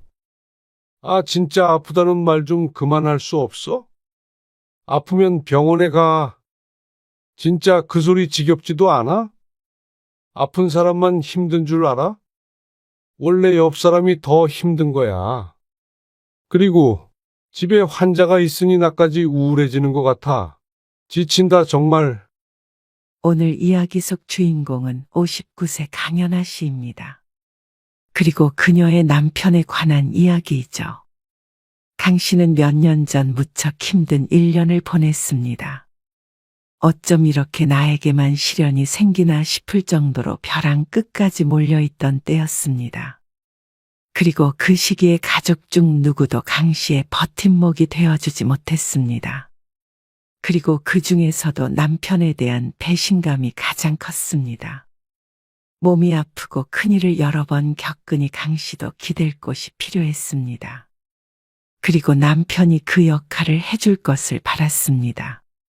하지만 안 그래도 힘든 강 씨의 등에 칼까지 꽂아버리는 남편을 보니 인생에 대해서 다시 생각하게 되었습니다. 이 사람을 내 평생의 반려자라고 생각하고 살아왔던 게 후회스러웠습니다. 아내가 아프던 말던 관심도 없고 어떻게 하면 갈라설 수 있을까 궁리하는 남편을 보고 강 씨는 고민을 했습니다. 그리고 아파 보니 알 것 같았습니다. 어떻게 살아야 하는지 말이죠. 강 씨는 남편을 먼저 버리고 남은 인생을 혼자 살아가기로 마음먹었습니다. 강 씨는 평범한 인생을 살았습니다. 20대 중반에 남편을 만나서 결혼한 뒤 아들 둘을 낳았습니다. 키우면서 속상할 때도 있었고 행복한 때도 있었고 그렇게 남들과 다를 것 없이 살았습니다. 평생 맞벌이를 했으니 몸은 힘들었어도 먹고 사는데 큰 지장은 없었습니다.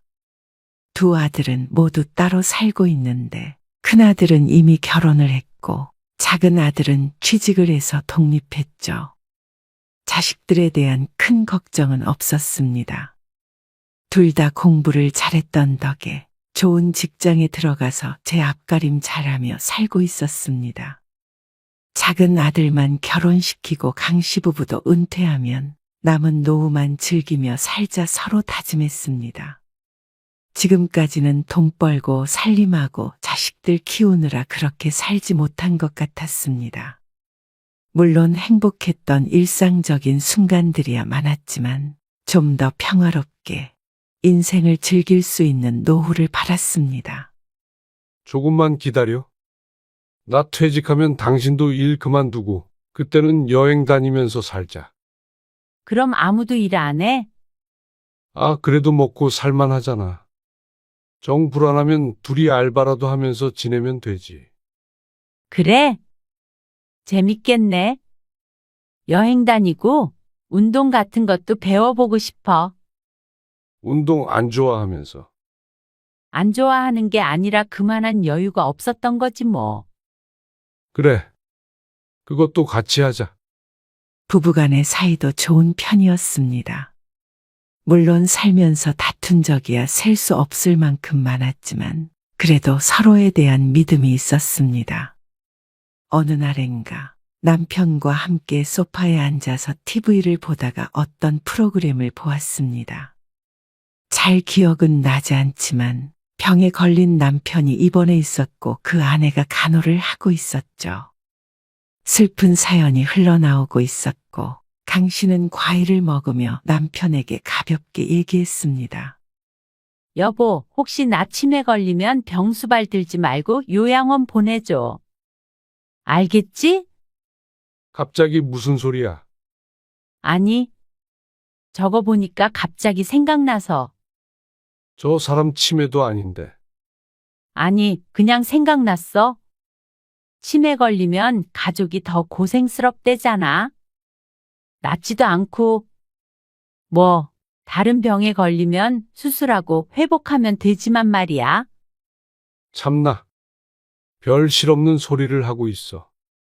요양원을 왜 보내? 그러면 당신이 병수발 들 거야? 내가 막 당신 얼굴도 못 알아봐도? 아, 당연한 소리를 왜 해? 정말? 그래.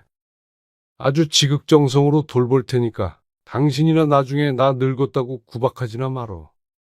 그렇게 웃고 떠든 것이 불과 몇 년 전이었습니다. 그런데 말이 씨가 된 것인지 큰 걱정이 없다고 생각했던 강 씨를 비웃듯 불행은 찾아왔습니다. 남편은 곧 퇴직을 했습니다. 그리고 강 씨도 곧 일을 쉬려고 했을 때였습니다. 나 여기 뭐가 만져지는 것 같은데? 뭐가? 몰라? 혹 같은 거? 어디 봐. 남편이 강 씨의 겨드랑이 쪽을 만져보더니 고개를 갸웃거렸습니다. 진짜 있는 것 같은데. 뭐야? 글쎄, 내일 바로 병원에 가봐. 나 내일 출근하는데 아, 출근이 중요해? 그냥 피곤해서 생긴 거 아닐까? 당신이 의사야. 그냥 가서 검사해봐. 남편의 성화에 별 생각 없이 다녀온 병원에서 처음 유방암이 의심된다는 소견을 들었고 얼마 뒤에 바로 조직 검사를 했습니다. 그리고 3주 뒤에 유방암 진단을 받았습니다. 예고도 없이 한 달도 안 되어 암이란 말을 들었습니다. 수술 일정이 빨리 잡혔지만 강 씨는 얼떨떨했던 시간이 지나고 공포에 떨어야 했습니다. 가까운 주변에 암 환자가 없었는데 강 씨에겐 암이라고 한다면 사망 선고나 마찬가지였습니다. 하지만 그런 걱정이 무색하게 수술은 잘 끝났습니다. 걱정 많이 했지? 그걸 말이라고 해. 그래도 다행이다. 병원에 얼른 갔으니 망정이지. 그러게. 말 듣길 잘했네. 어쨌거나 수술 잘 됐다니까 걱정 없네. 남편도 한시름 놓은 듯 했습니다. 암 진단을 받은 후에 강 씨만큼이나 힘든 시간을 보낸 것이 남편이었습니다. 강 씨 앞에서는 의연한 척했어도 안 볼 때 괴로워했던 것을 강 씨도 모를 리가 없었습니다. 그런데 수술도 수술이지만 항암이 더 힘들었습니다. 생각 같아서는 수술이 잘 됐다고 하니 항암은 안 했으면 했습니다. 그 정도로 무서운 게 항암이었습니다. 음식도 먹기 힘들고 기운도 없어지고 무엇보다 머리카락이 빠지는 것을 견딜 수가 없었습니다. 모자 쓰면 되잖아. 자꾸만 거울을 쳐다보고 울상을 짓고 있으니 남편이 혀를 찼습니다. 그래도 맨날 모자만 써? 뭐 어때? 여러 개 사서 돌려가면서 쓰면 되지. 그래도 다시 난다잖아. 걱정 마. 발효식품 같은 거 먹으면 좋다는데 이따가 된장국 끓여봐. 알았어. 남편은 퇴직 후에 집에 있으면서 강 씨와 함께 암에 좋은 음식 같은 걸 찾아보면서 지냈습니다. 계획은 많이 틀어졌지만 그래도 은퇴 후에 남편과 오붓하게 지내긴 했습니다. 하지만 항암이 한두 번으로 끝나는 것이 아니었기 때문에 회차가 거듭될수록 강 씨도 남편도 지쳐갔습니다. 4번쯤 항암을 받자 강 씨는 각종 부작용에 시달렸습니다. 가장 먼저 식욕이 급격히 떨어졌습니다. 그리고 쉽게 피로해져서 잠자듯이 누워있는 때도 늘었습니다. 밥 안 먹어? 속이 안 좋네. 또? 당신 거울 봐. 살이 너무 빠졌잖아. 이따가 챙겨 먹을게. 미안한데 당신이 좀 챙겨 먹을 수 있어? 그러자 남편이 잠시 강 씨를 응시하다가 고개를 끄덕였습니다. 항암을 하고 와서 며칠간은 특히나 심했습니다. 밥 차리는 것은 고사하고 무언가 먹기도 힘들었습니다. 이렇게까지 심하지 않은 사람들도 있다는데 부작용인지 무엇인지 참 힘든 나날을 보냈습니다. 그러던 어느 날이었습니다. 병원에 갔다가 자궁에 웬 혹이 있다는 말을 들었습니다. 그런데 그게 암일 수도 있다는 것이었습니다. 암이라고요? 그러자 의사가 고개를 저었습니다. 암인지 아닌지는 검사를 해봐야 알겠지만 혹 크기가 커서 암이 아니더라도 개복 수술을 해야 한다는 말이었습니다. 남편은 큰 충격을 받은 듯 얼굴이 시퍼래졌습니다. 강 씨도 놀라서 다리가 후들후들 떨릴 지경이었습니다. 암이 아닐 가능성이 높은 것처럼 얘기했지만 강 씨의 머릿속에는 최악의 경우만 떠올랐습니다.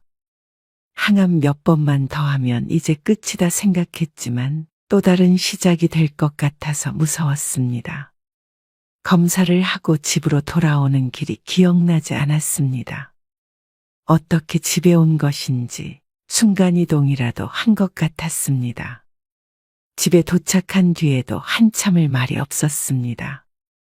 그리고 남편도 마찬가지였습니다. 1시간가량 서로 말을 하지 않고 앉아 있었습니다.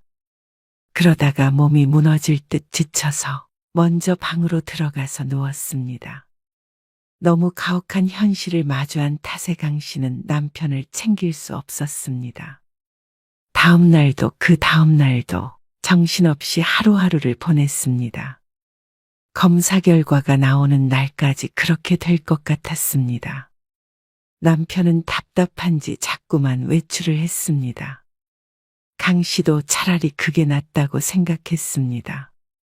근심 걱정이 있는 두 사람이 같은 공간에 있으면 더욱 숨이 막힐 테니 말이죠. 당신 밥 먹었어? 방에 있다가 나와보면 남편은 대부분 없었습니다. 대충 챙겨 먹고 들어가 있고 또 가끔 나와보고 그렇게 며칠을 보냈습니다. 그러다가 부엌에서 남편과 마주쳤습니다. 빵 먹었어. 왜 빵을 먹어? 그러자 남편이 한숨을 쉬며 말했습니다. 미간은 한데 모아진 채였습니다. 집에 뭐가 있어야 먹든 말든 하지. 그러면서 심란한 듯 집을 둘러보았습니다. 그제서야 집 상태가 눈에 보였습니다. 소파 위에 빨래가 널려 있었고 부엌도 어수선했습니다. 내가 대충 치우긴 했는데 사람 사는 것처럼 살아야 할 거 아니야. 아직 결과도 안 나왔는데 왜 그래? 계속 그렇게 지낼 거야? 밖에서 밥 먹고 들어올게. 그러면서 남편은 나가버렸습니다. 아마도 기운 없이 있는 강 씨가 답답한 모양이었습니다. 강 씨는 남편의 말에 조금 서운하기도 했지만 또 미안한 마음이 들었습니다. 스스로 추스르기 급급해서 너무 남편에게 신경을 못 쓴 것 같았습니다. 강 씨는 소파에 앉아서 남은 빨래들을 정리했습니다. 그리고 오랜만에 걸레질도 했습니다. 몸은 힘들었지만 몰두할 게 있으니 오히려 정신적으로는 나아졌습니다. 그리고 며칠 뒤에 결과가 나왔을 때는 가슴을 쓸어내려야 했습니다. 다행히 암이 아니라고 했습니다. 하지만 수술을 해서 떼어내긴 해야 한다고 했는데 항암이 끝난 이후에 하기로 했죠. 그래도 그게 어딘가 싶었습니다. 암이 아니라면 수술만 하면 됐습니다. 남편도 모처럼 표정이 밝아 보였습니다.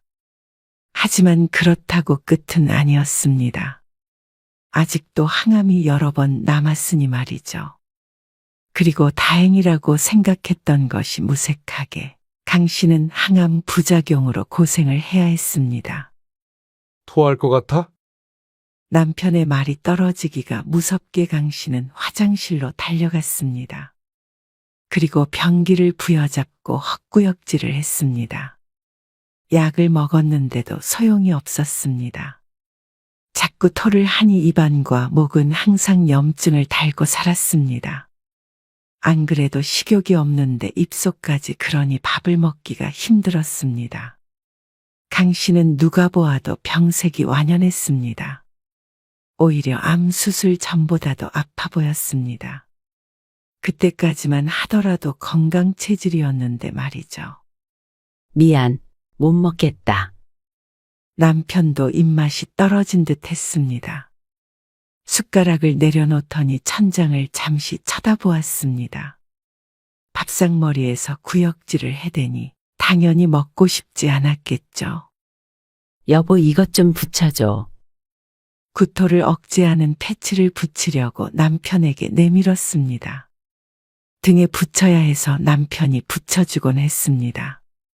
남편은 TV를 보다가 말고 패치를 받아들었습니다.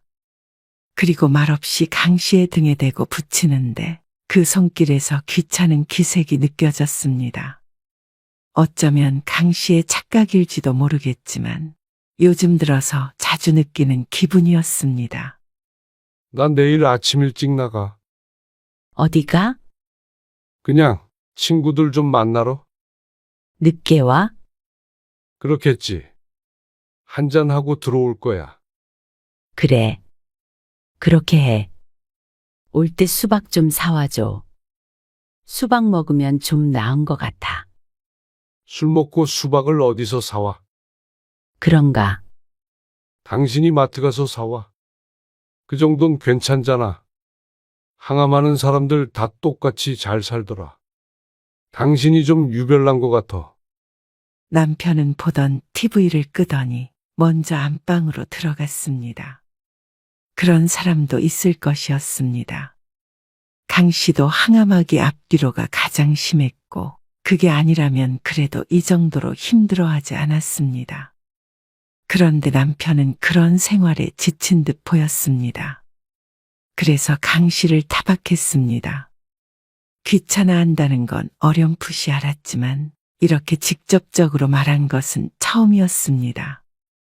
그리고 그때부터 남편은 속마음을 숨기지 않았습니다. 어느 날 강 씨가 소파에 누워서 TV를 보고 있는 남편에게 말했습니다. 가까운 데로 산책이라도 다녀올까? 모처럼 컨디션이 좋았습니다. 하지만 남편은 발을 까딱거리며 대답했습니다. 피곤한데 어딜 가? 집에서 TV 봐. 그래도 바람 좀 쐬고 싶어. 더워서 나가봤자 땀만 나. 그냥 있어. 또 힘들다고 골골대지 말고. 골골 안 될게. 아, 됐어. 그러면 옆 사람만 힘들어. 평소처럼 방에 누워서 쉬어. 그 말에 얼마나 섭섭하던지 눈물이 찔끔 날 것 같았습니다. 강 씨가 노력하는 것은 남편 눈에는 보이지 않는 것 같았습니다. 나 사과 하나만 깎아주고 들어가. 그러면서 시선은 여전히 TV를 향해 있었습니다.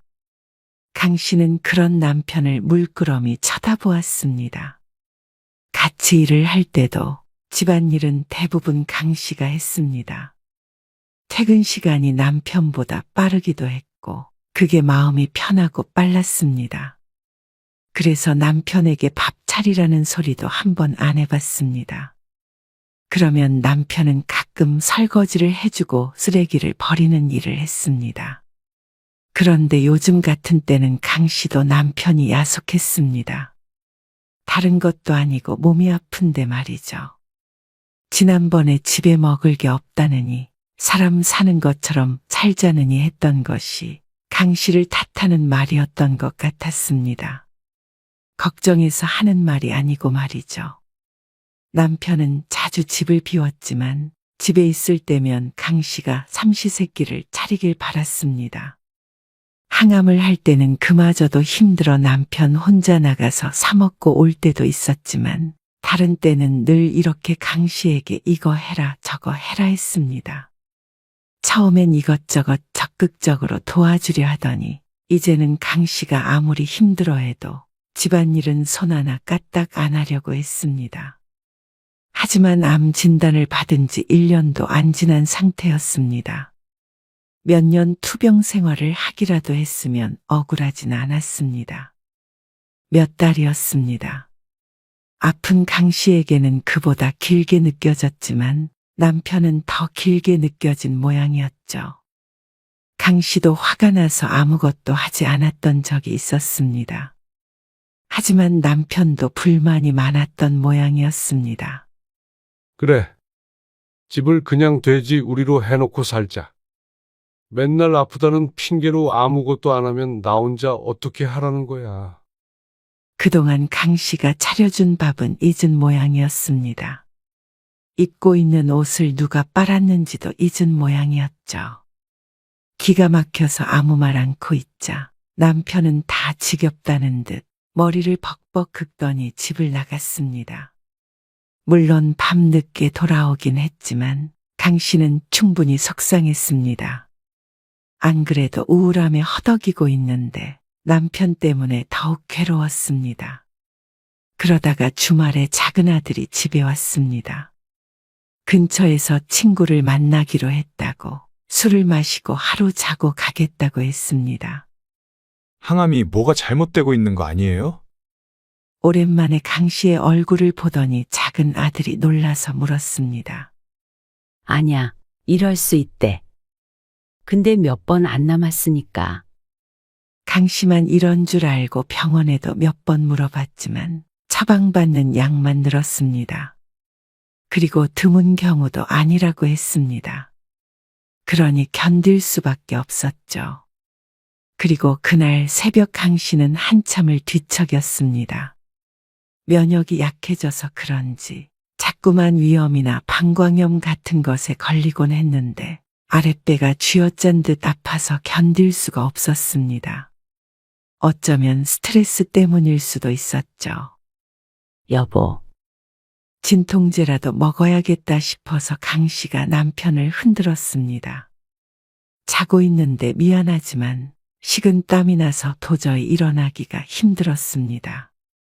여보, 나 진통제 좀 갖다 주면 안 돼. 아, 갔다가 뭐고? 너무 아파서. 아, 진짜 아프다는 말 좀 그만할 수 없어?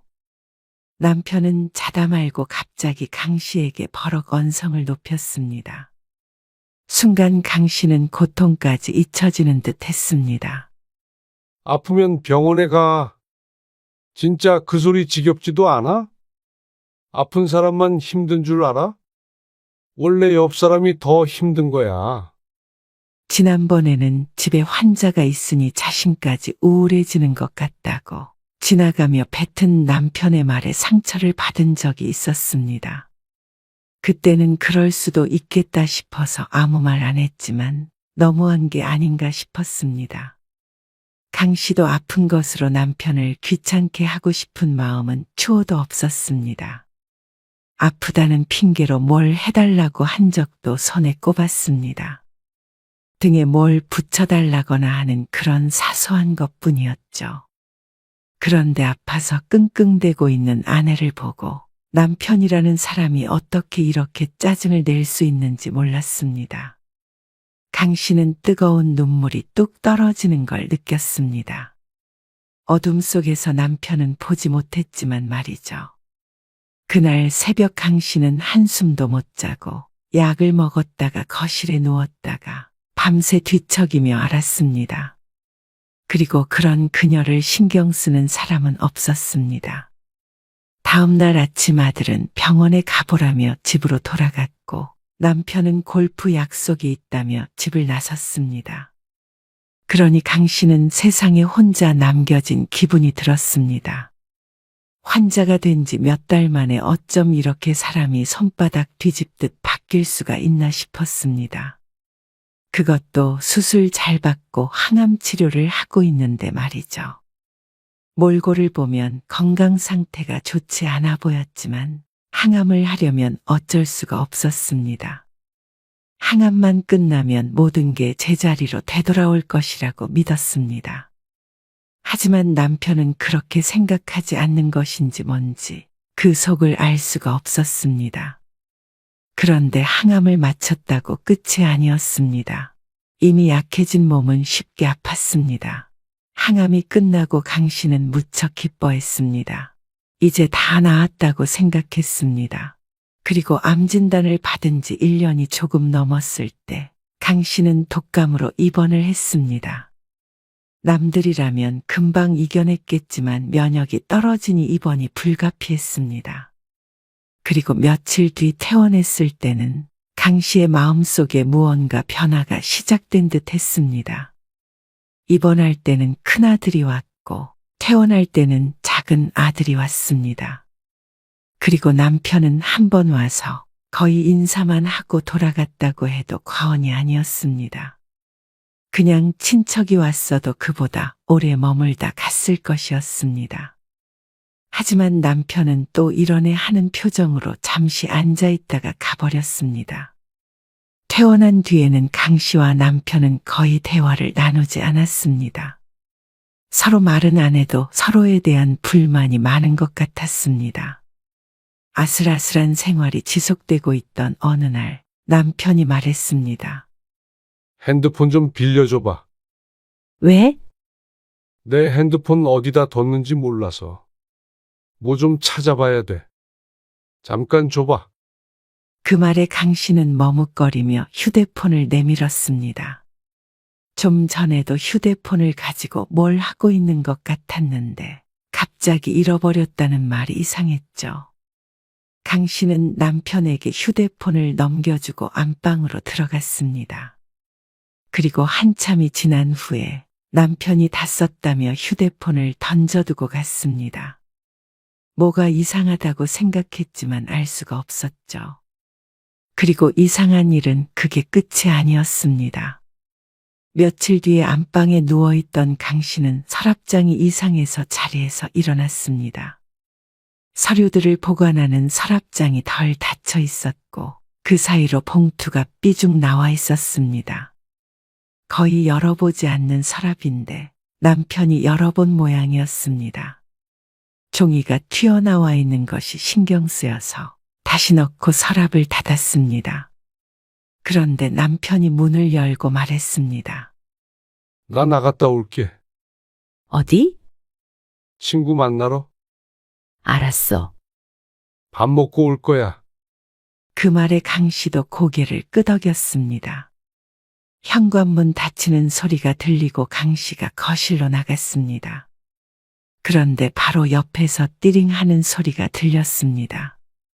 소파 팔걸이에 남편의 휴대폰이 놓여 있었죠. 방금 나갔는데 어째서 휴대폰을 두고 갔나 싶었습니다.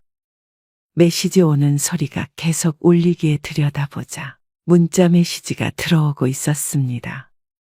휴대폰 화면에 메시지 내용이 연이어 뜨는데 자꾸 넘어가서 다 읽지는 못했지만 어떤 단어들이 눈에 띄었습니다. 이혼, 재산 분할, 숨겨둔 돈, 그런 단어들 말이죠. 자세히 읽어보려고 눌렀지만 비밀번호가 걸려 있었습니다. 떨리는 가슴으로 남편의 휴대폰 비밀번호를 쳐보았지만 잘못된 번호라는 메시지가 떴습니다. 그러던 찰나에 현관문에서 비밀번호를 치는 소리가 들렸습니다. 강 씨는 왠지 죄라도 지은 것처럼 화들짝 놀랐습니다. 뭐해? 여기 휴대폰 두고 갔네. 강 씨는 애써 태연하게 대꾸했습니다. 그러자 남편이 눈을 가늘게 뜨더니 강 씨 손에 들려있던 휴대폰을 낚아채 갔습니다. 갔다 올게. 의심스럽다는 듯이 한번 쳐다보더니 빠르게 밖으로 사라졌습니다. 비밀번호가 있으니 휴대폰 안은 못 들여다봤을 거라고 생각하는 듯 했습니다. 남편이 간 뒤에 강 씨는 찬물을 벌컥벌컥 마셨습니다. 모든 메시지를 읽지는 못했지만 남편의 의중을 알 것 같았습니다. 강 씨도 모르게 이혼을 생각하고 있을 줄은 몰랐습니다. 강 씨는 식탁 앞에 주저앉았습니다. 그리고는 몇 년 전에 남편과 나눴던 대화를 떠올렸습니다. 치매에 걸려도 요양원에 보내지 않고 끝까지 돌보겠다던 남편. 그런 남편이 어떻게 몸도 좋지 않은 아내를 2년도 기다려주지 않는지 몰랐습니다. 배신감에 지가 떨리기도 했고 슬픔에 눈물이 흐르기도 했습니다. 자꾸만 아프다고 하는 게 지겨웠는지 아니면 허약한 배우자가 부담스러웠는지 행복한 노후를 약속했지만 이렇게 의미 없이 흘러가는 시간이 아까웠는지 이유가 어떤 것인지는 짐작할 수 없었지만 남편은 더 이상 강 씨와의 미래를 생각하고 있지 않은 듯했습니다. 강 씨라고 남편과의 관계에서 힘든 게 없었던 건 아니었습니다. 입원했을 때 남편의 행동에도 실망감이 컸습니다. 그래서 잠시나마 그런 생각을 한 적도 있었습니다. 하지만 그걸 행동으로 옮기지 않았습니다. 다시 건강해지기만 하면 돌이킬 수 있다고 생각했습니다.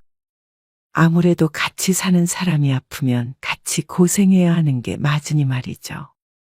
그래서 좀 더 노력해보고 싶었습니다. 하지만 남편은 그럴 생각이 전혀 없었던 것이었습니다. 언제부터 그런 생각을 했는지, 언제부터 준비를 했을지는 몰랐습니다. 그런데 생각해보니 휴대폰을 빌려갔다고 했던 것도 무언가 확인하려는 행동 같기도 했습니다.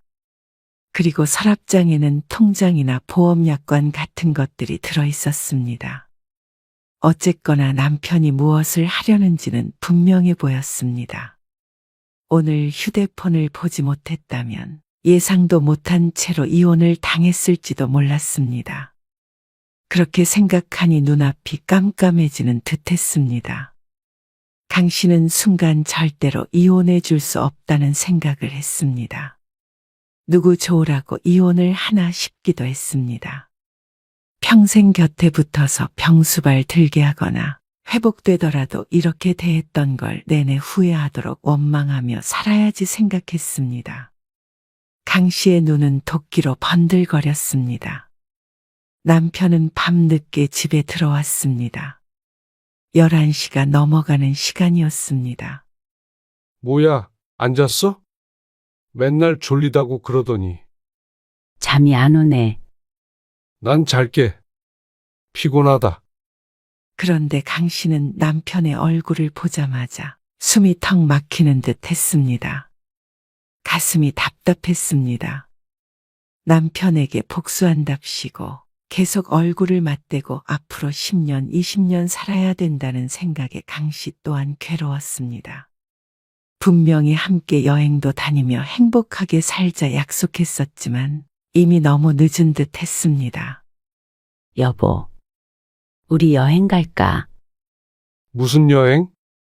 우리 여행 다니면서 살기로. 운동도 같이 하고 그러기로 했잖아. 갑자기 무슨 소리야? 잠이나 자.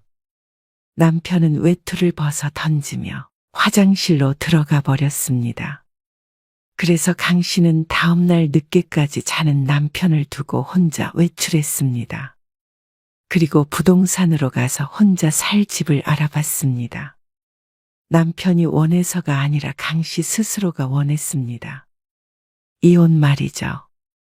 그리고 집으로 돌아가니 남편이 부스스한 머리를 하고 소파에 앉아 있었습니다. 어디 갔다 와? 우리 이혼하자. 대뜸 이혼 얘기를 꺼내니 남편이 눈을 크게 떴습니다. 이혼하고 싶어. 혼자서 좀 자유롭게 살고 싶어. 갑자기 왜 그래? 아파 보니까 그런 생각이 들었어. 당신도 당신 삶 살고 싶잖아. 아픈 마누라 뒤치다꺼리 하기 싫잖아. 그러자 남편이 입을 다물었습니다. 이혼하자. 강 씨의 말에 남편은 고개를 끄덕였습니다. 역시나 강 씨가 잘못 알고 있던 것이 아니었습니다. 이미 충분히 괴로워했고 울 것도 다 울었으니 미련은 없었습니다. 재산분할도 의견이 맞지 않는다면 변호사가 알아서 해줄 일이었습니다.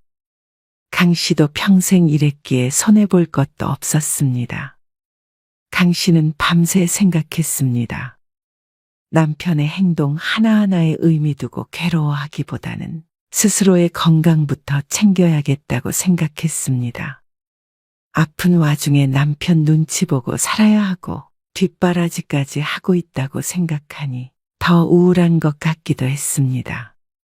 남편과 자식들의 무심함이 강 씨를 더 괴롭히고 있는 것 같았습니다. 강 씨도 이제는 그런 가족들에게 미련을 버리기로 했습니다. 고작 1, 2년을 기다려주지 못하는 남편에게도 지쳤습니다. 완치가 된다고 하더라도 평생을 함께하고 싶지 않았습니다. 아파 보니까 알 것 같았습니다. 자식이나 돈, 남편보다도 중요한 게 있었습니다. 내 건강이 내 삶의 1순위라는 사실이었습니다. 생사의 기로에 있어도 결국 가장 괴로운 것은 환자였습니다. 환자의 삶을 살다가 갈 수는 없었습니다. 결국 강 씨는 남편과 이혼을 했습니다. 예상한 대로 재산에 관해서는 잡음이 있었지만 법적으로 해결하면 그만이었습니다. 강 씨는 숨겨둔 돈도 없었습니다. 남편도 재산 가지고 다툴 바에는 이혼하는 게 낫다고 생각한 것 같았습니다. 한 번을 붙잡지도 않고 뒤돌아섰습니다. 자식들은 놀란 듯 보였지만 강 씨 부부 모두 마음을 돌리지 않을 것임을 알고는 더는 말리지 않았습니다. 혼자 조용히 살 테니까 너희들도 명절에는 아버지한테 가. 보고 싶을 때 가끔 밖에서 보자. 자식들에게도